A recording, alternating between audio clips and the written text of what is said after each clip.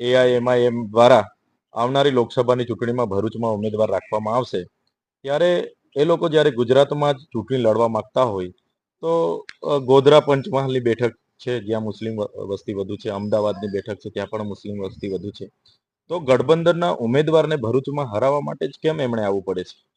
ત્યારે અમે આવનાર દિવસમાં તમામ પ્રયાસો કરીશું એમને મનાવવા માટે.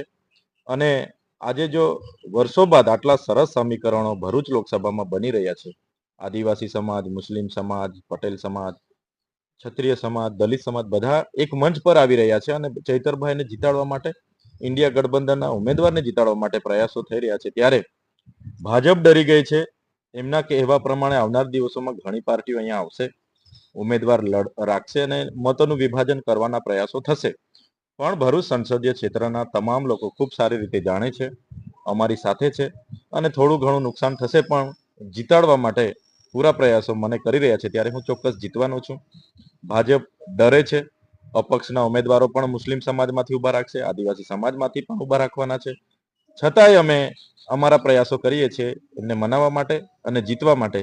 ત્યારે અમને ચોક્કસ સફળતા મળશે, મને પૂરો વિશ્વાસ છે. જો આપે ઝઘડિયા ન્યૂઝ ચેનલ સબસ્ક્રાઇબ ન કરી હોય તો સબસ્ક્રાઇબ કરી, લાઇક કરી, બેલ આઇકોન દબાવો. રોજ તમારી આસપાસ બનતી ઘટનાઓની માહિતી મેળવો. ધન્યવાદ.